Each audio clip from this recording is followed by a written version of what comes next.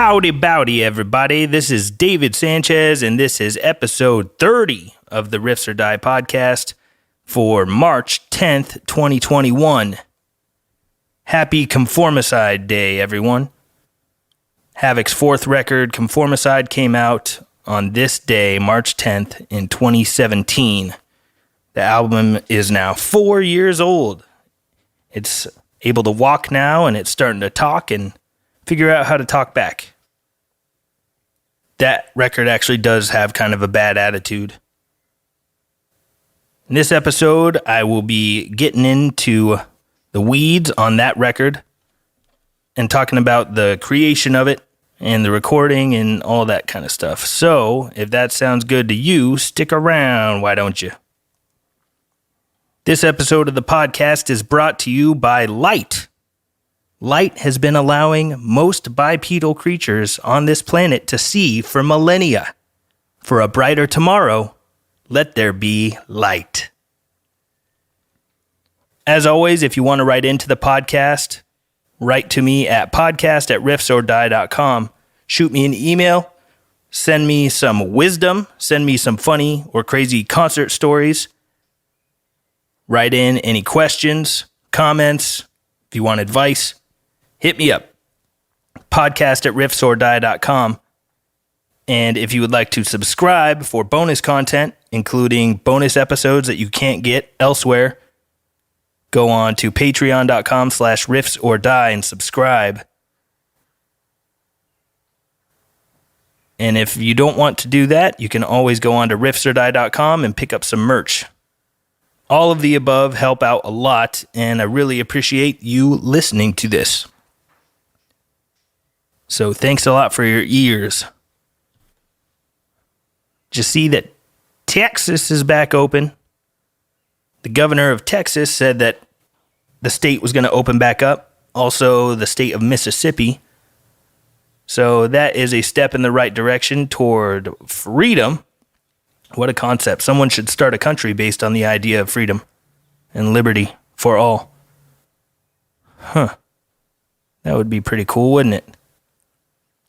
I do think it's a great step in the right direction. However, I think it's also pretty scary that the government can just take away your rights at a whim whenever they feel like. And it sets a pretty grotesque precedent to me that the governor of a state like that can just act like he's the king of the state.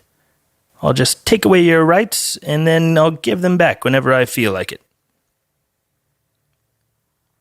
Scary and interesting times we live in, eh?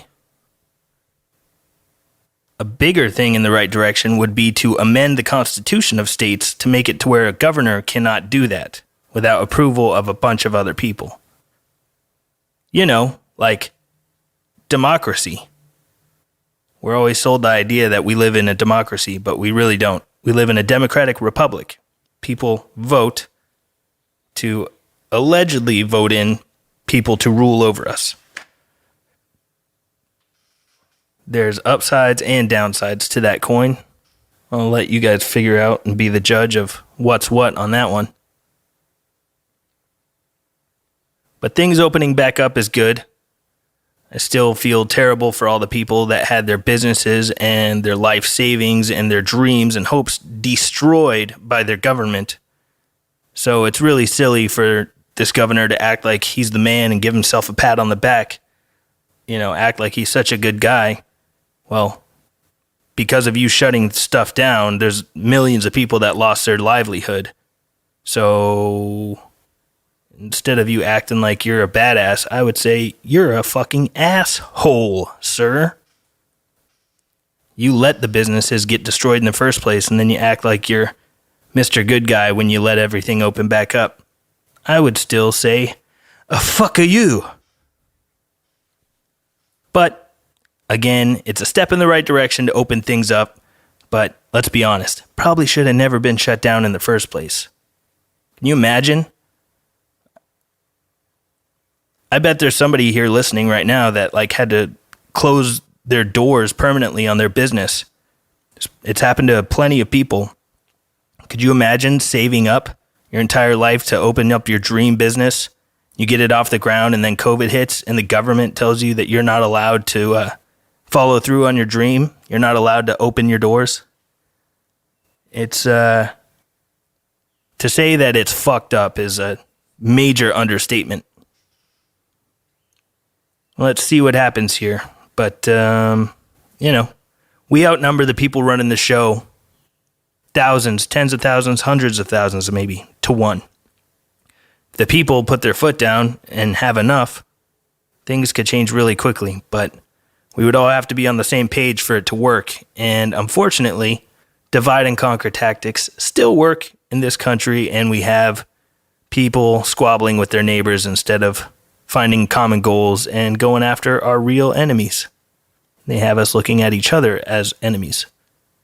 It's sad that it works, but it does. It's very unfortunate, and hopefully we can wise up, but I'm not going to hold my breath for that to happen. The news has millions of people in this country brainwashed. Critical thinking is non-existent in a large way, and if we really want to see that kind of a change, people need to put their critical thinking cap on and not just eat and gobble up whatever is spoon-fed to them by the TV or the radio. So we will see what happens next. But I'm glad that things are opening back up. I think it's in some ways too little too late, but a step toward freedom is a step in the right direction, if you ask me. So there's that. Maybe there will start being some Texas world tours happening soon. We'll see what happens. It'll be very interesting to see how this plays out. And hopefully other states start falling like dominoes and doing the same thing, opening shit back up. Did you guys notice how practically nobody's died from the flu this year?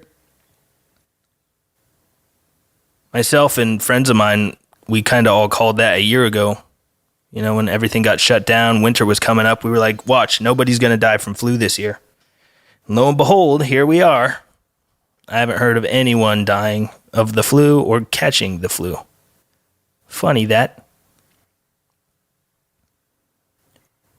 And our record Conformicide that came out 4 years ago has a lot of lyrics that on paper kind of look clairvoyant or prophetic, because a lot of the stuff that I was screaming my head off about on that record has come true. The songs about political correctness, about corruption in government, about the news having control over your mind. All of this stuff has become extremely apparent in the last year. So I'm not a fortune teller. I'm not, I can't see into the future or anything like that. I just pay attention. The writing was all over all the walls. And Conformicide is an album that almost never happened. I say that because I broke my wrist in, I think, 2014.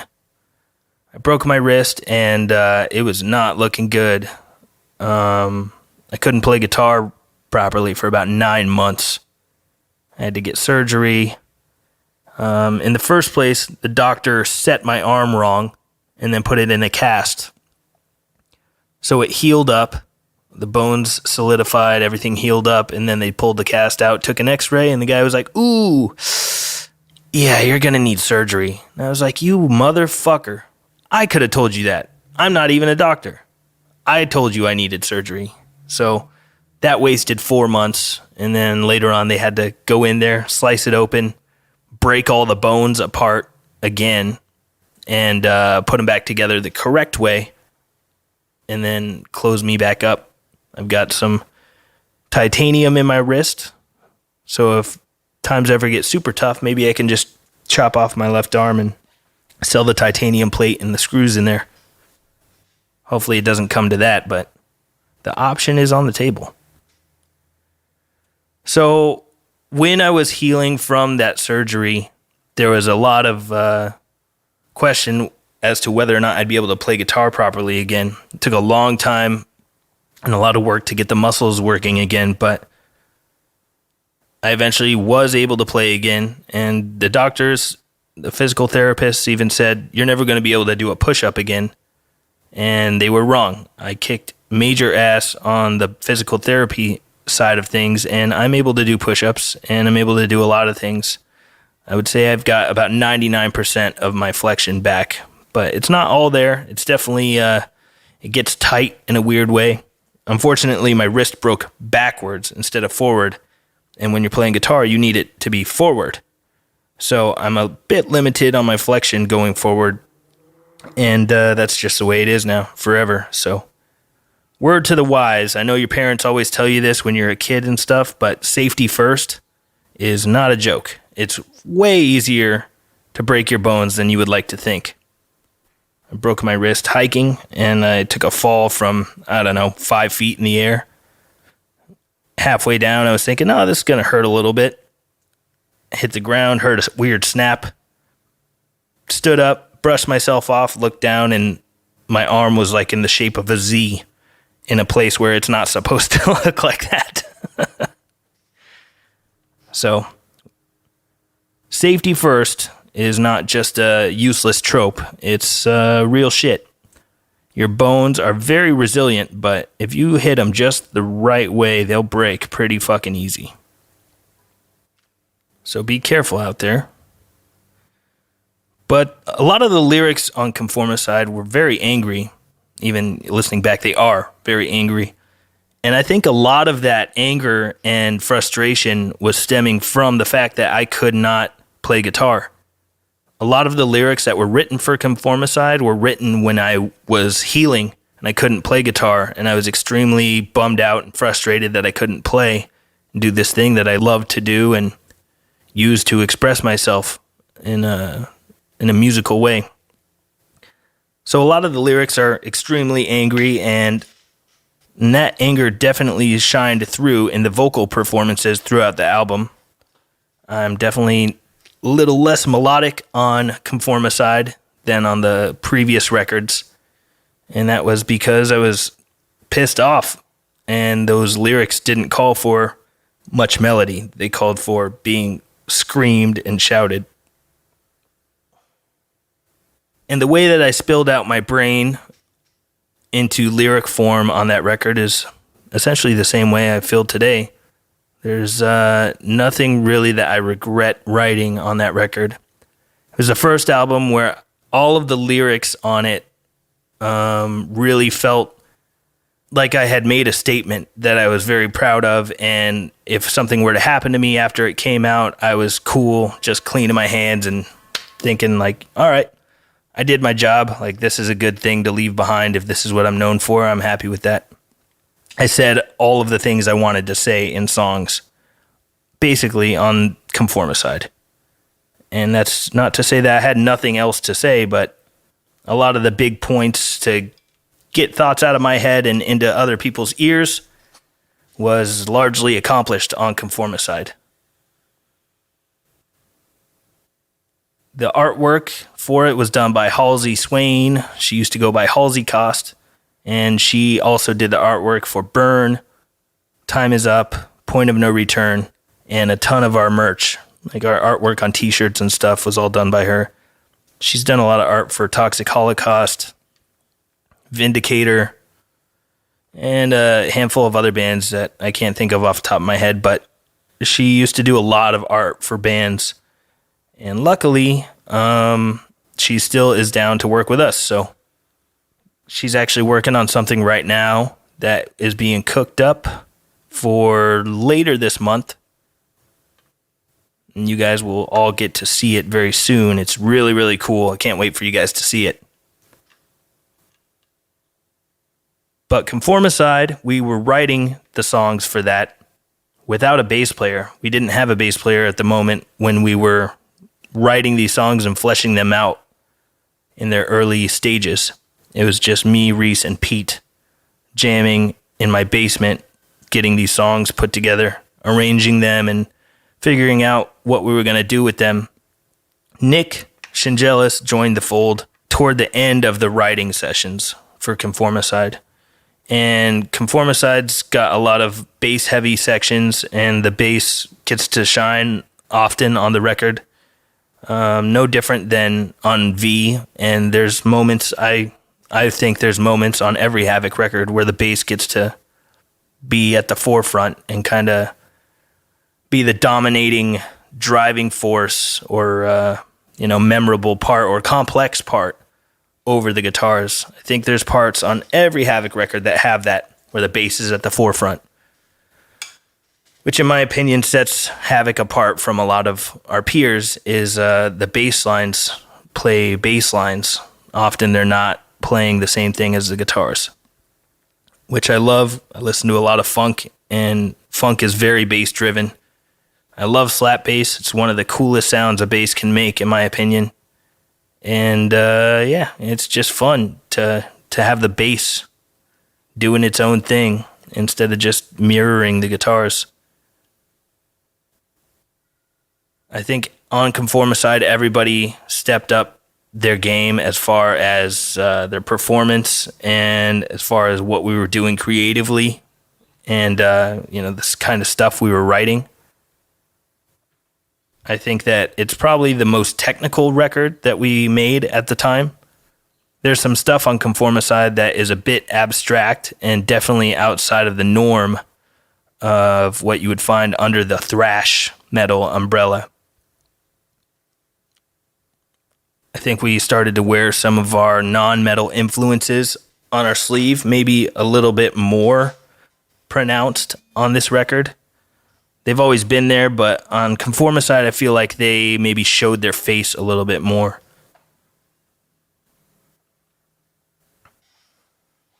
The record was produced and engineered and mixed by Steve Evitz. We recorded it out there in Garden Grove, California. And Steve has a ton of really great analog gear that we got to record through. A lot of people will probably wonder what was up with the guitar tones on that record, as far as like gear that was used and shit. I'll tell you that we ran 2 different heads into 2 different cabinets, and both of them were mic'd up, and they were blended together in an analog console. Now, the amps that were used, we'll start with guitar. Guitar was, on my side, it was a Framus Custom Shop V guitar with EMG 81X in the bridge position. On Reese's side, it was his Charvel Star with the Perpetual Burn Jason Becker pickup. And I recorded the rhythms on almost everything. Reese recorded some rhythms on some of his riffs that he wrote because he could just play them better than me. So that's typically how we do it, is to have one player record both sides of the rhythm just so that it's tighter and more consistent sounding. And that's the same with Metallica, same with Slayer. Tons of bands do that, where one player kind of plays all the rhythms. Same with Conformicide. And the guitar on my side, again, was the Framus. And I was running it in through my rig into a Peterson tuner, going into my Electro Harmonix Soul Food Overdrive. That was running into a noise gate, and it was then split into 2 different amps. So one performance was split signal into 2 different amplifiers. One of them was a PV XXX2, and the other one was a PV 6534 Plus. Now, I believe the XXX2 was ran into a PV cabinet loaded with vintage 30s, and the 6534 Plus was run into a Marshall cabinet, and I'm not sure which kinds of speakers were in that cabinet. But all the channels, I think it was 4 or 6 different channels, having the cabs mic'd up, all running into one of Steve's analog consoles, and had it all summed down into one mono channel. So what you're hearing on that record is one performance on each side for guitars. We did some layering, but typically for the most part on that record, it's just one on the left, one on the right. And what you're hearing is one performance, let's say on the left side, and it's run through 2 different amps, 2 different cabinets, and it's like 6 different sources all summed down to one mono signal. So that's what we did on guitars. I believe Pete was using his Pearl Reference Series drum kit. And the drum room that we tracked it in is really cool. It's a really big open room. And some of the reverb that you hear on the drums is actually microphones in the hallway. What happened was we had the drum room and then the door was propped open to let some of the sound go down the hall. And there were microphones in the hall to capture some natural hall reverb. So that's a nifty little tidbit there. The reverb is not all fake. A lot of that reverb that you hear on the record is real. It's from microphones that were placed 60 feet away from the drum set down a hallway. And on bass, I know that Nick was using Warwick. And I think he was using a dark glass pedal for some dirt. I can't remember what the name of that dark glass pedal was, but that was it. And back to guitars, on Reese's side, not only was I using his Charvel Star with those Seymour Duncan Perpetual Burn pickups, but it was also running through a different overdrive pedal. It was running through I think it was an MXR Super Custom Badass overdrive. It's got some ridiculous long name, but it's the brown kind of gold colored one that MXR makes, and that overdrive pedal sounds amazing. Really great pedal. So tonally, that kind of gets you all up to speed on the gear used for Conformicide, and I guess I should say for Pete cymbals, it was Sabians, the pretty heavy ones. I can't remember which series, and the drum heads were Aquarian with his trick drum pedals. And on the guitar solos throughout the record, whether it's Reese or myself, we were both using pedals. We had pedal boards. We didn't use effects in like Pro Tools or anything. We captured the effects like the delays and the reverbs and chorus and flanger and all that kind of stuff.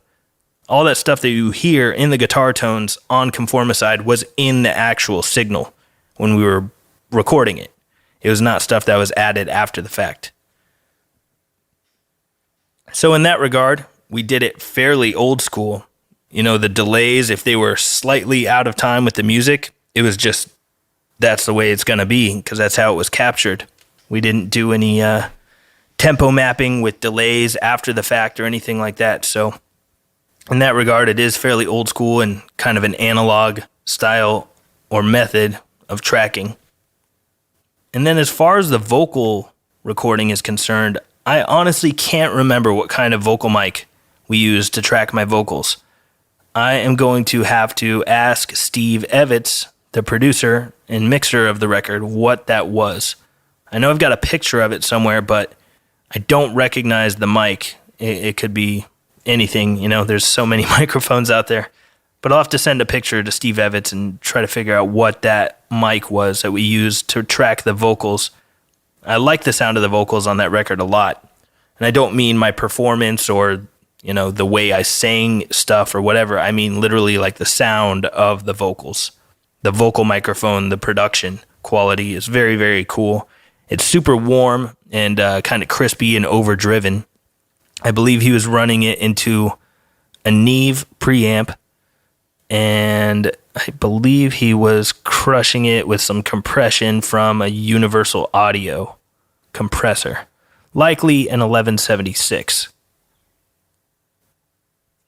But Steve did a really great job with the mix on the drums and the vocals, especially on that record. I really love the sound of the drums on it. It sounds very cool, and the vocals have a really cool tone to them as well. So he knocked it out of the park on that. When we were tracking the record, we were actually staying in our shuttle bus that we drove out there to do the recording. We were parked at an RV lot every night. We would wake up, drive to the studio in the RV, shuttle bus kind of thing, park it there at the studio, do all of our stuff for the day, and then we would drive to the RV park, like campground kind of area, and just park it on a slab of concrete and hang out there and go to sleep, and that's how we did it. We ate a whole lot of pho out there. There was this really good pho restaurant really close to the studio, and we kind of dubbed that place Kick-Ass. So when we were getting hungry and it was time for lunch or dinner or whatever, Steve would look at us and be like, Kick-Ass? And we like pho, so the answer was usually, yes, let's go get some Kick-Ass. So Conformicide was largely fueled by Kick-Ass, fueled by pho. Conformicide has some of my favorite guitar solos in it from any Havoc music. Some of Reese's solos on Conformicide are insane and really catchy and beautiful. I really love Reese's guitar solo in the song Wake Up. That is definitely one of my favorite Reese Scruggs solos of all time. It might be my favorite.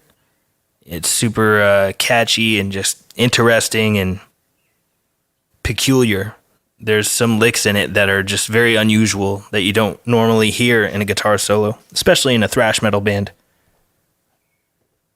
And as far as my solos, I've only got a couple on this record. I have a solo in the song Dogmaniacal.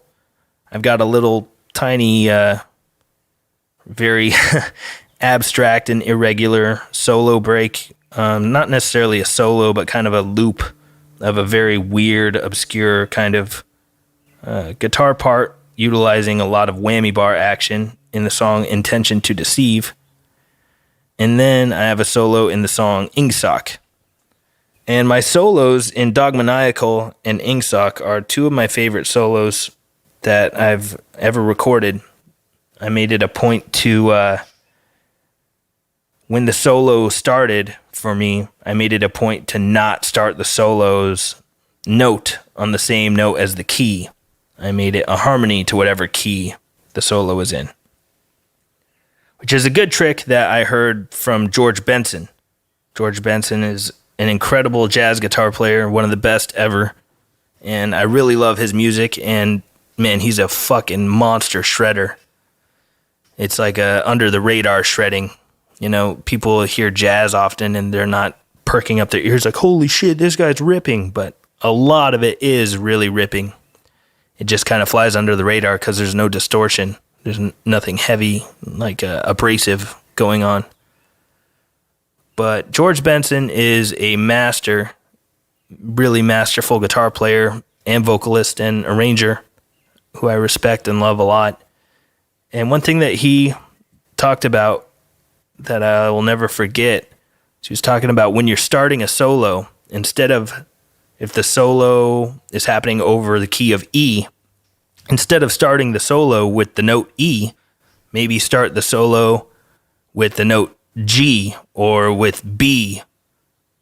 You know, just something that's not the actual key of the solo. It will make for a more interesting introduction into the solo.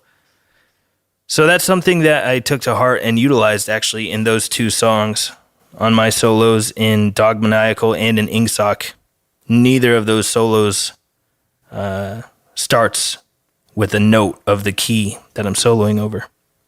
So a little tip there if you're ever stuck with how to start a solo in a song, or even if it's just a second guitar phrase, or maybe it's something in a riff. You got a bass line that's in A. Maybe try making your riff start on E, maybe on C. You can do some harmonization instead of synchronizing yourself with the root note. Obviously, the song Ingsoc is directly inspired by the book 1984. George Orwell was basically a prophet. A lot of the stuff that he wrote about in that book has come to fruition or is right around the corner. Our world seems to get more and more Orwellian as the weeks go by. And that song has some really interesting guitar stuff going on in it. But the lyrics are largely influenced, if not direct nods to the book. War is peace, freedom is slavery, ignorance is strength. That is the motto of the party, the totalitarian government party in the book 1984. And INGSOC is what they call their society. INGSOC is short for English Socialism. If you haven't read that book, I strongly recommend checking it out. It's not very long. It's a pretty easy read, and it gets really interesting really fast. Let's just say that. But it's one of those books that a lot of people talk about, and it relates a lot to what's going on in the world today. So there's some really good stark warnings and information in there that might be indicators to where we're headed in this world, and gives, some insight that people saw this coming decades ago. The kind of stuff that we're seeing today, government overreach and surveillance, the lockdown measures and the doublethink, it's all in 1984. So I've seen great t-shirts and stickers and stuff that say, "Make Orwell fiction again." Love that. Please make Orwell fiction again. One of the things in the book that's become so prophetic is the fact that there's TVs that have cameras and are able to watch you. That's no different than what we have today for cell phones and computers, and I've heard even some televisions. Or like Nintendo Wii, we have a lot of these devices that are looking at us. They have the ability to monitor us. A little creepy, some may say. That kind of technology is A, cool, because you can communicate with the world via a camera on your phone or whatever. But B, very creepy. Cool and creepy. Just like so much of technology that we have today. Very cool, very, very creepy. All in all, I think I've rambled about Conformicide enough for right now. Perhaps I can talk about it with you guys some other time on Zoom. If you want to hang out in the Zoom chats, you got to sign up at patreon.com/riffs or die at the $10 level, and we can hang out in real time. You guys can ask me anything, hang out, shoot the shit. Sometimes I play guitar on there. Sometimes I show you guys bands that I like. I'll answer your questions, hang out, and it's fun. I really enjoy doing those and getting to know the people that support this podcast. And there's people from all over the world in there. So if that sounds like something you're into, go to patreon.com/riffs or die and sign up, and let's hang out. Speaking of hanging out, I know that that's something you can kind of do on Twitch. And Twitch is something that Pete Weber's been doing, and it's going well for him, and people seem to enjoy when he streams and gets on there and interacts with people. It's something that I've considered doing, but I'm not 100% on board yet. Maybe I just need some convincing. If any of you guys participate on Twitch, you should let me know. Should I start a Twitch channel? Should I hang out with you guys on there and play a little guitar and answer questions and shoot the shit? Or do you think that would be totally whack? Let me know what you think. Write me an email, podcast@riffsordie.com. Let me know what you think.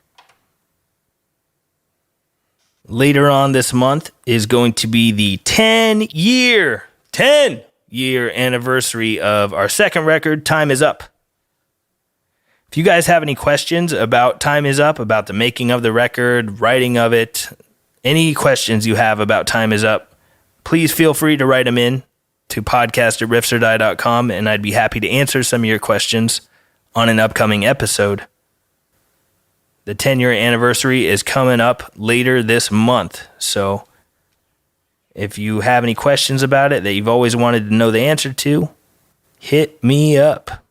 Ask away. I'll be discussing that record on a podcast episode later this month, so Bring it on. I'd be happy to answer your questions about it. Crazy that thing came out 10 years ago. Time accelerates. It doesn't just fly. It flies faster and faster constantly. Got some real cool stuff planned for the 10-year anniversary. Time is up, and that is some shit that you guys will be able to see in a couple weeks here. We'll have some interesting things online to show you guys, and I think you guys are really going to dig what we've got coming up around the corner for that. The other day I went bowling. My fucking arm is still sore. It happens every time I go bowling. Just one arm, though.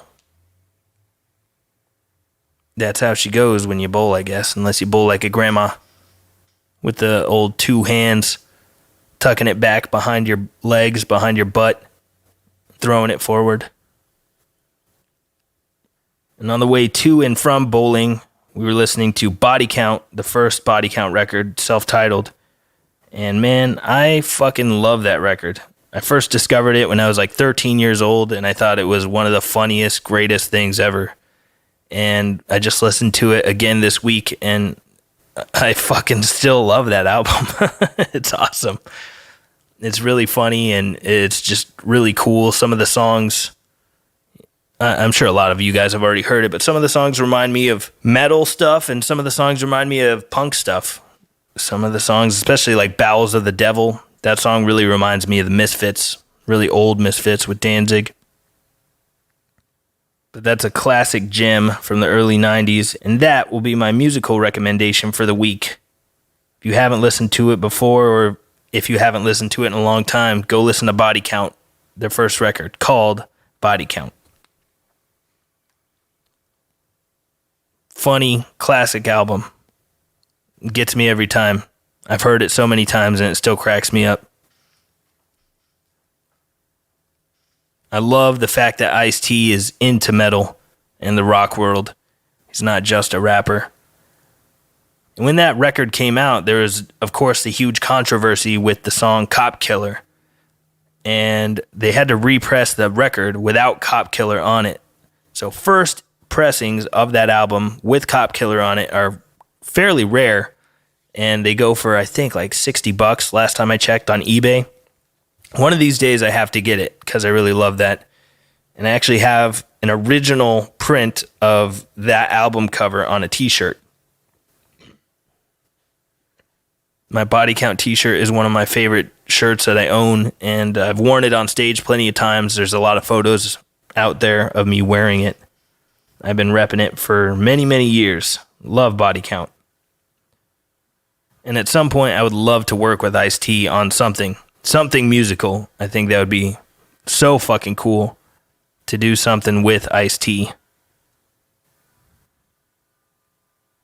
Maybe that can happen one of these days. Never know. We're label mates.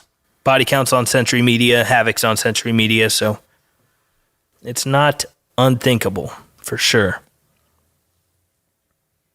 I got to see Body Count one time. They played an after party at NAMM in Anaheim, and that was the only time I've ever seen them.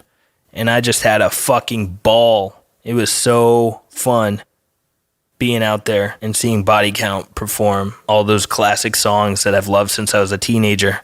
It was amazing.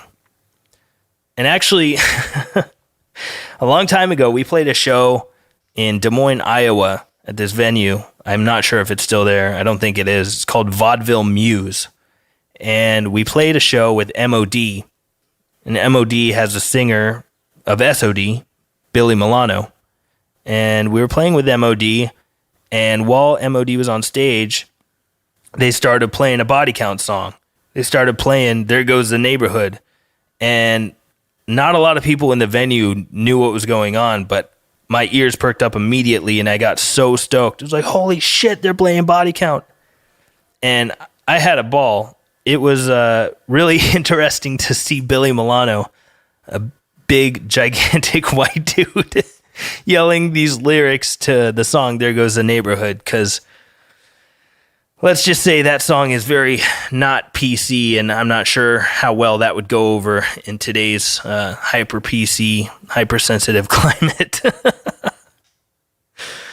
But that's a good memory that I have of a body count happening.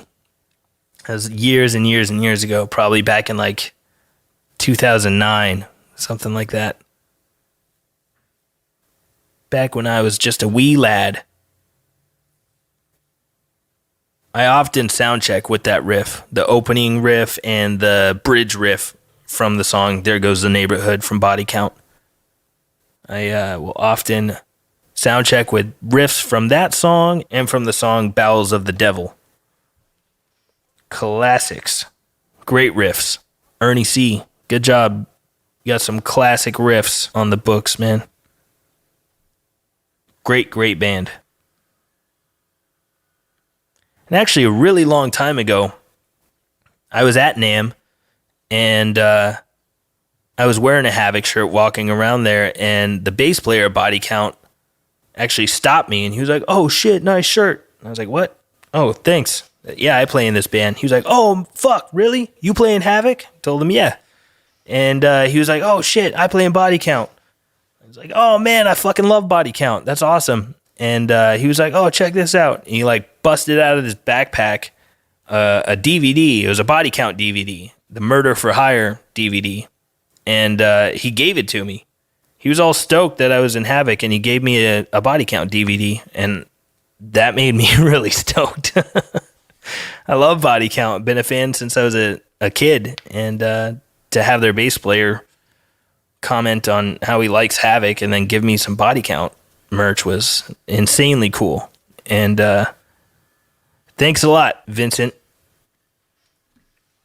That was very, very generous of you, and that made my day, made my entire trip, honestly. Well, let's get into a couple of emails before we wrap this thing up. Like I said before, if you guys do want to shoot me an email, just do it podcast@riffsordie.com. All right, this email is titled, Another Question, Words of Advice, and Music Suggestion. All right, that's a lot of stuff. Let's get to it. This email says, love the interviews with Pete and Reese. Thanks. My question is, how do you guys write songs and rehearse when you don't live in the same state? Words of advice from the late, great Rush Limbaugh. Quote, the learning in life never stops. I agree. Every day's a school day. And the email continues and says, music suggestion, Diecast. I remember that band. It says, Diecast, check out their album Day of Reckoning. Good New England style metalcore/hardcore. After that album, they got a new singer and went more in a thrash direction. Yeah, I remember that band, Diecast. I had like a little sampler of theirs that I picked up at like an Ozfest or something. I remember it was good. I think they might have been on Century Media or Nuclear Blast back in the day. I could be wrong, but yeah. Diecast, Day of Reckoning. I'll have to chunk that out. And how do we write songs and rehearse when we don't live in the same state? Well, V was largely written remotely. You know, only me and Pete were living in Colorado, Reese being in Virginia, and Brandon in Nashville. And the way we wrote is through the magic of the internet. We were able to upload a recording session into a cloud on the internet, and I would record some stuff, program some drums or whatever, and I'd be able to upload it and send it over to Reese, and he would start adding guitar parts to it as well. And we just basically traded files and updated each other's recording sessions via the internet. So that's how a lot of V came together, and it might be how a lot of our next recordings get written. It's challenging to be in different states and try to, write, and obviously playing together in real time is virtually impossible. But the fact that I can create a recording session, add my own stuff to it, and then upload it to the cloud so that Reese can download it and listen to it and add his own recordings, and then he can upload it to the cloud, and then we both are on the same page. We both have an updated session with both of our contributions in it is really cool. It's a a crucial piece of technology that we utilize to make V. And I imagine going forward, we'll do something similar to that. But there were times where Reese and Brandon both at one point or another came out to Colorado to work more as a group with Pete and myself.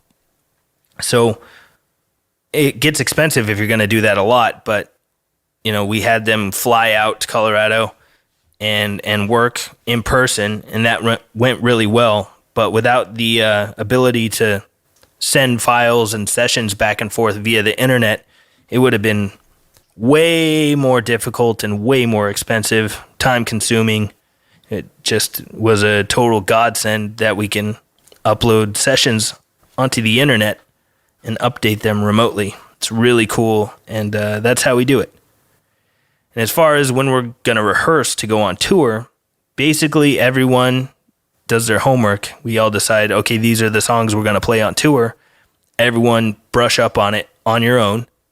Everyone get yourself up to speed on it so that when we all do get together in the same room to go on tour, we can have 3 or 4 rehearsals and be good to go. That way we're not sitting there in the rehearsal room trying to knock the cobwebs off and try to relearn the songs. Everybody's already done the homework and relearn the songs on their own time. And then we get together and get the tightness, kind of tighten the screws on playing with other people. So that's how we do it when we're going on tour. It's a good question. Thanks for writing that in. Learning in life never stops. Could not agree more. I have a friend that would always say, every day's a school day. That is totally true. Keep learning. Let's dive into one more here. This one says, testing new speakers / concert story. All right. Yeah, I asked you guys what you like to test your speakers with. A lot of audio engineers have the same handful of songs that they'll go into a music venue and test the room with to see what it sounds like. Basically something you're so familiar with the sound of that if a sound system sounds terrible, you're going to be able to tell instantly when you start listening to this song. So that's what I was asking you guys for, and someone wrote in here. It says, "What's up, Dave? Been a fan of Havoc since Time Is Up release. Really enjoying the podcast and the new album as well. Thank you. When I'm testing a new speaker or system, my go-to is usually The Art of Dying by Gojira. Great mix. Logan Mader did that. Awesome job. No particular reason other than I just love that band / song.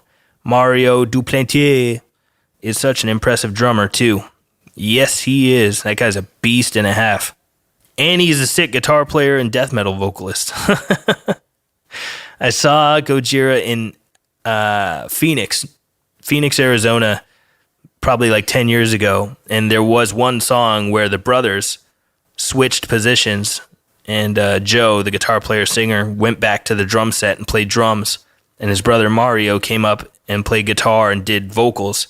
And the whole band played a short 2-3 minute death metal song. It was really cool. He's a killer artist as well, the drummer Mario. Anyway, back to the email. It says, back in 2018, was at one of your gigs in Corning, New York. Just smoked a bowl in my car in the parking lot, walked back and smoked a cig in front of the venue. Shortly after, you came out, but I was stoned and shy and never said what's up. During your set that night, I kept getting shoved by a fat drunk dude who spilled beer all over one of Nick's monitors. And at one point, you noticed him and just kind of looked at Nick and shook your head. Thought that was hilarious. Drunk people at shows are often hilarious. The end of this email says, also saw a guy in a wheelchair crowd surfing at a Lamb of God show. That was fucking sweet. I'll attach a short video. Yes, I've seen people in wheelchairs crowd surf a number of times. The last time was actually on a boat on the 70,000 Tons of Metal cruise. Aborted was playing at 3 a.m, and there was a dude in a wheelchair that was lifted up by people, and he was crowd surfing. It was amazing. Aborted is insanely sick live, too. Great death metal band. And I was blown away with how tight and heavy they were. Fuck, man. Crazy drumming. Crazy guitar solos in that band. And the end of this email says, P.S. How fucking eager are you for shows to resume again? The energy is going to be unreal.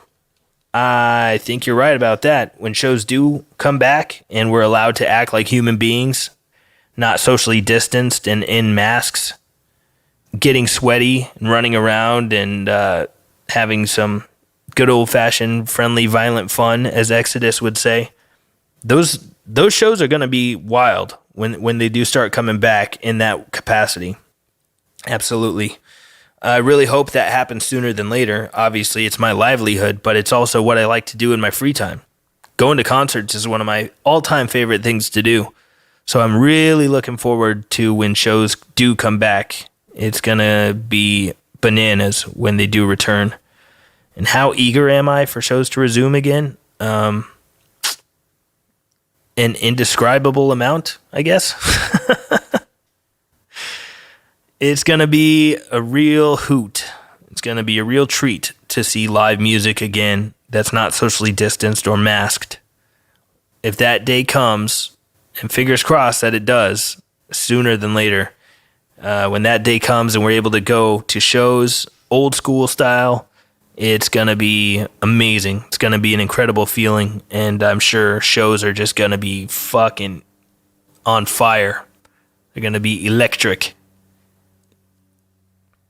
There's so many fans that have hit us up, especially younger fans that have hit us up and said, like, oh man, when shows come back, I can't wait to see you guys live. I've never been to a metal show, or I've never seen you guys live, but now when it comes back, I'm definitely seeing you live. I really hope that happens because it'll be great for touring bands. It'll be a nice bounce back, a little bit of a recovery from all this downtime. Obviously, people will have to be picky with the shows that they choose to go to, because money is finite. And if all the good bands start touring again, you're going to have to be selective with where your dollars go. That's understandable, but it's really interesting to hear people say, like, oh man, you guys have played my city 10 times since I've been aware of you, but I've never been able to make it. Now I'm definitely going to make it when you're back. Like, oh, all right, well, yes, that's cool and a good thing to look forward to, but where were you the other 10 times we came through? We all took shows for granted, and that's one thing that, you know, we keep learning that lesson when famous musicians or artists or whatever pass away or bands break up. You kick yourself in the ass later if you didn't see that band when you had the chance. So don't let that happen. When shows come back, if there's a band that you really want to see, go see them. Because anything could happen. That might be the last chance you ever get to see them. Speaking of which, the lead singer of Entombed just passed away. LG. He was a super nice guy, really funny and easygoing.